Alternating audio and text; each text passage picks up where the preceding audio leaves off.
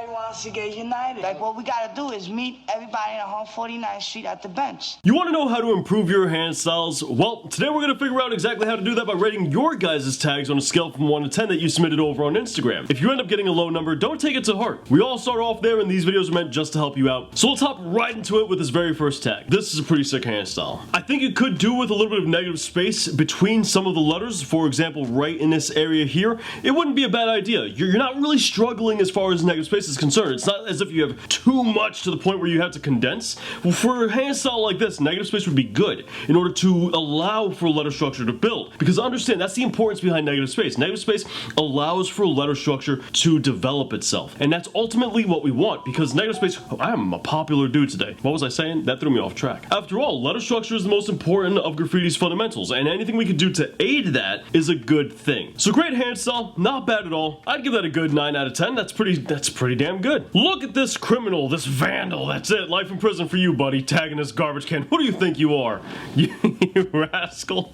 Anyway, zoom in on this tag right here and we'll see one of the very first things we notice, a massive amount of negative space between the top of the S and the K. That really stands out as a sore thumb. You otherwise have really good negative space management, letter name positioning, but what you gotta understand is negative space still matters in the grand scheme of your hand style. It can add or subtract a lot of weight, and once you start doing that, you cascade into a world of other problems. So now your S looks like it's losing its balance. It looks like it has a lot of weight going to the left-hand side, but there's nothing to the left-hand side. The majority of the content for your tag is on the right-hand side. So suddenly you start to get into this imbalance act. Not to mention that you compress the lower half of all your letters. The bottom half of all your letters are really tight because your mean line is close to your baseline. So you'd want to go ahead and even the tag out a little bit more as far as its distribution and proportion is concerned. And I think you'd find that you have a much better hand style that way. We'll give that a good 3 out of 10. I think that's pretty fair. Here's the secret about hand styles that nobody really talks about. Your nib has to be proportioned to the hand style you're doing.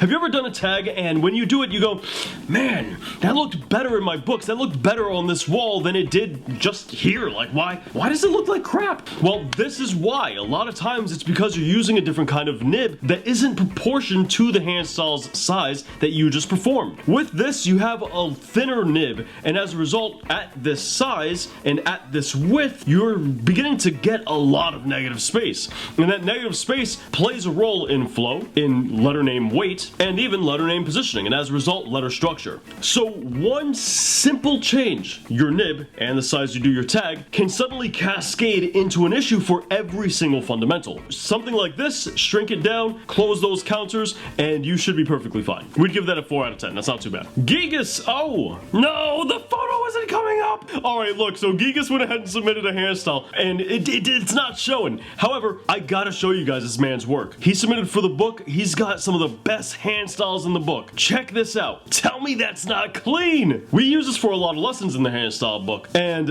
my goodness, this is a prime example of the amount of style that you can have with a pretty simplistic lettering for the actual tag itself. Throw in a little bit of flow here and there, and you're good to go. Look at how the G balances the S and how they have that letter uniformity at the tops of the letters. Also look at how the S has a swirl at the bottom portion, and so does the G. More letter uniformity. But other than those 3 letters, there isn't much style happening. The other letters are focused on carrying the weight of the fundamentals. Good letter structure, good negative space management, good letter name weight, good letter name positioning, and as a result, good flow. So all the other unstylized letters do a lot of heavy lifting as far as the fundamentals are concerned, building those up, allowing him to kind of embellish the G, the other G, and the S for more stylistic purposes. And as long as he prioritizes some fundamentals for those 3 letters, he's set and good to go. This is phenomenal. 10 out of 10 hand style, easy. That's how you do a stylistic hand style. And here we see something similar to the previous hand style, but a little bit different, not done as refined. And this is a prime example, right? You have an enlarged left-hand letter, in this case it's an F, and it's not turning out as well. Why is that? Well, look at all the fundamentals.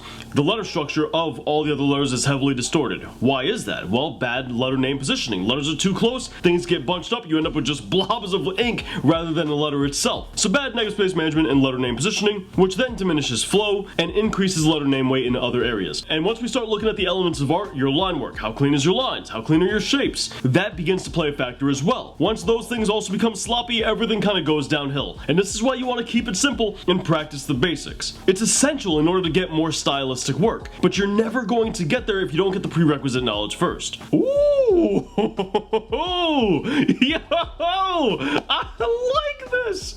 All right, I see you. This is nice. I like that R. That R is clean. My goodness, dude. I mean, 10 out of 10. We gotta do it, right? This is one of those dudes where, like, I remember this would happen when I very first started doing graffiti, and I started to find other graffiti artists around my area, and I started to actually mingle with them. There was a point where I would be walking down certain areas, and I'd go to factories, or I'd be on train tracks, and I would see a new hand style, and I'd be like, whoa, all right, I haven't seen this guy around, but clearly he's good. Clearly he's on a different level. This would be one of those tags. I guarantee you, dude, I don't care where you live. I don't even care if it's New York City. There's gonna be toys who see this for the first time, and they're gonna go, oh man, all right, that's a good hand style. That's what I want to aspire to get to. I know it because it's happened not only to me, but I'm sure it's happened to plenty of you guys when you guys were first starting off. This is one of those tags. And for that reason, we give it a 10 out of 10. Really nice, really clean stuff. All right, that pretty much brings us to the end of today's video. Dudes, if you want to learn more about hand styles and how to practice your basic tag, then check out the best How to Do Graffiti playlist right up here with more graffiti content right down here. And also, in the description down below, check out the books that we published. They're a great resource to help you learn graffiti faster.